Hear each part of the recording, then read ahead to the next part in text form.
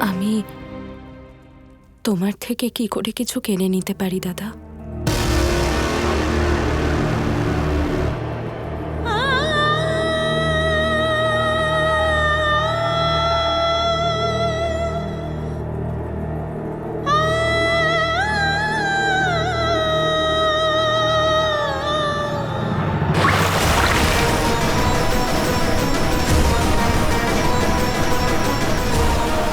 ক্ষীরসাগর তো শান্তির প্রতীক।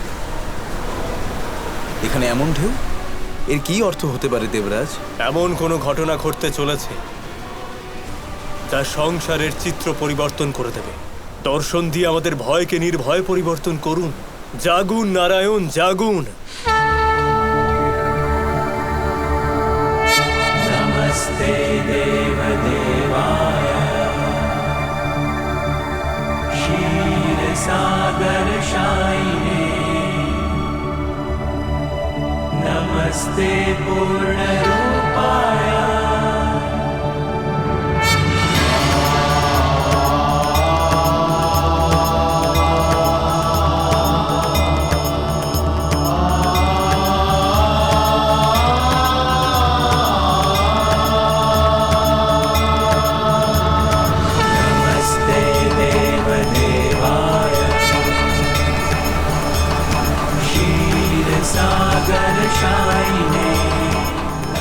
প্রণাম নারায়ণ। প্রণাম মাতা।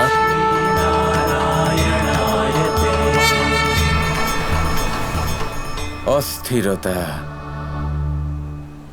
এই অস্থিরতাই দেখা যাচ্ছে ক্ষীরসাগরের তরঙ্গে। এই অস্থিরতার কারণ আর কিছুই নয়, কংসের আতঙ্ক। যেই আতঙ্ক প্রত্যেক মুহূর্তে বেড়েই চলেছে। তাই এই আতঙ্ক অবসানের দায় এবং এই সংসারে স্থিরতা আনার স্বার্থে আমাকেই কিছু একটা করতে হবে। এবার সময় এসে গেছে একটা মহান ঘোষণা করার। কি ঘোষণা নারায়ণ?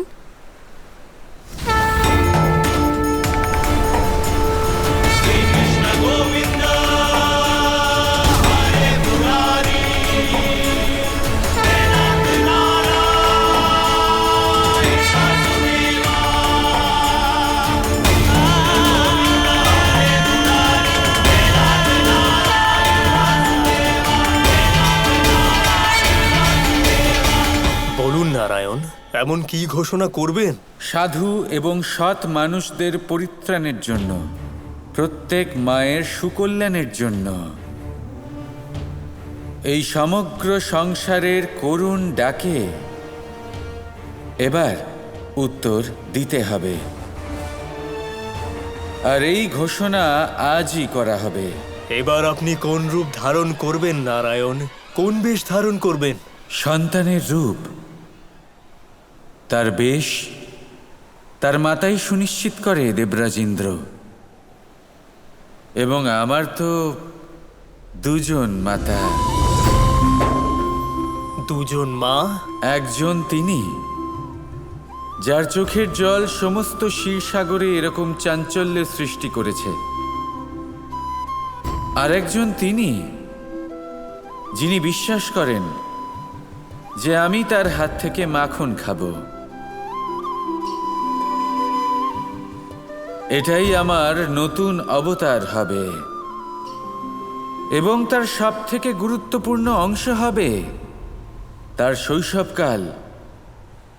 এবং সেই ঘোষণা আজই হবে। ঘোষণার সময় প্রভু? শীঘ্রই। কংস তীব্র গতিতে তার দিকে এগিয়ে চলেছে।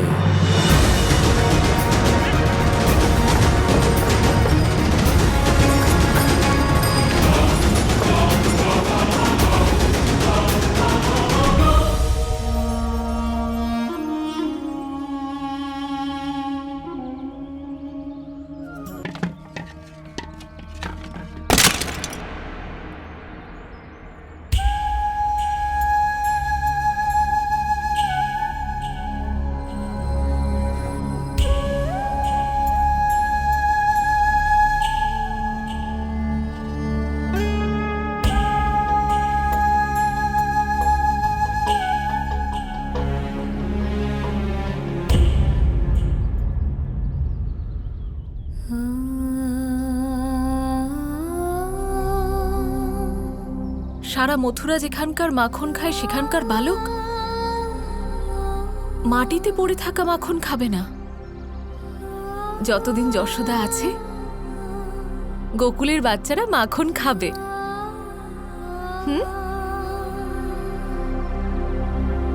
অর্থাৎ শীঘ্রই সংসার আমার প্রভুর লীলা খেলা দেখতে পাবে। তাহলে তো এখন উৎসবের আয়োজন করা উচিত। উৎসব নয় মাতা, মহোৎসব হবে এবার। ত্রিলোক এমন ভাবে মেতে উঠবে যেমন শিশুদের কলরবে গৃহ মেতে ওঠে। আমরা এবার আয়োজন করতে পারি তো নারায়ণ? আমার অনুমতি তো রয়েছে, কিন্তু এত বড় ঘোষণা করার পূর্বে আমাকে আমার আরাধ্য মহাদেবের অনুমতি তো নিতেই হবে।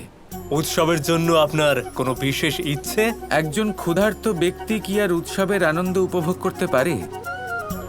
সবে তো নিদ্রা ভঙ্গ হলো, এখন শুধু আমার খিদে পেয়েছে। বলুন, কি প্রস্তুত করব? মা এবং মাখন দুজনের পরিমাণ সমান। এবার সমস্ত মায়েদের অপেক্ষার অবসান ঘটতে চলেছে, তাই আমার মনে হয় আমি হয়তো মাখনই খেতে চাই। তাহলে আজ আমি আপনার জন্য মাখন প্রস্তুত করছি।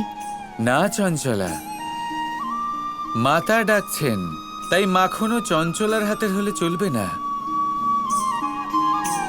স্নেহময়ীর হাতের মাখা মাখনই হতে হবে।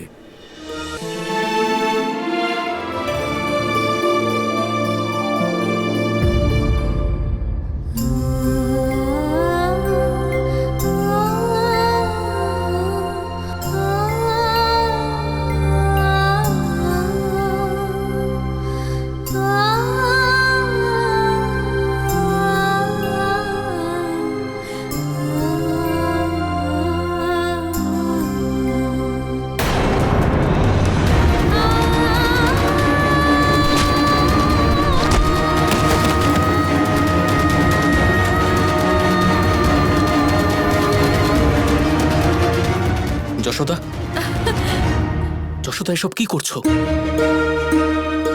তুমি খুব ভালো করেই জানো যে কংস যদি জানতে পারে যে আমরা ওনার আদেশের অবহেলা করে গোকুলে মাখন রেখেছি, তাহলে গোটা গোকুলের বিপদ হতে পারে। সব জেনে শুনেও তুমি এইসব। শিশুশূন্য গোকুলের কি অর্থ আর্য? আমার কাছে কংসের দণ্ডের থেকে অধিক গোকুলের ক্ষুধার্ত বাচ্চারা গুরুত্বপূর্ণ। এই বাচ্চারা যখন মাখন খায় দেখলে মনে হয় যেন যেন স্বয়ং আমার পুত্র মাখন খাচ্ছে। ব্যাস, অনেক হয়েছে যশোদা। তুমি খুব ভালো করেই জানো যে তোমার আমাদের কোনো সন্তান নেই, নিঃসন্তান আমরা।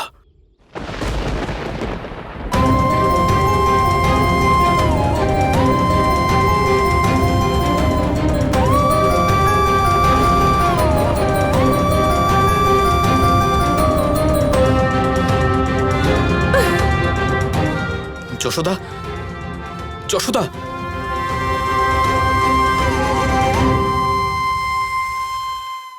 সময় ঘনিয়ে এসেছে যখন তোর পাপের শাস্তি দিতে, তোর ভয়ের চক্র ভাঙতে, মায়েদের মনের সমস্ত কষ্টের বিনাশ করতে উনি আসবেন।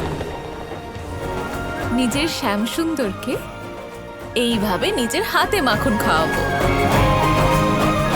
ঠোঁটে মাখন এমন ভাবে লেগে থাকবে যেন কালো মেঘের মাঝে বিদ্যুতের চমক। ব্রজদুলাল নন্দলাল জয় গোপাল জয় গোপাল, ব্রজদুলাল নন্দলাল জয় গোপাল জয় গোপাল, ব্রজদুলাল নন্দলাল জয় গোপাল জয় গোপাল, ব্রজদুলাল নন্দলাল জয় গোপাল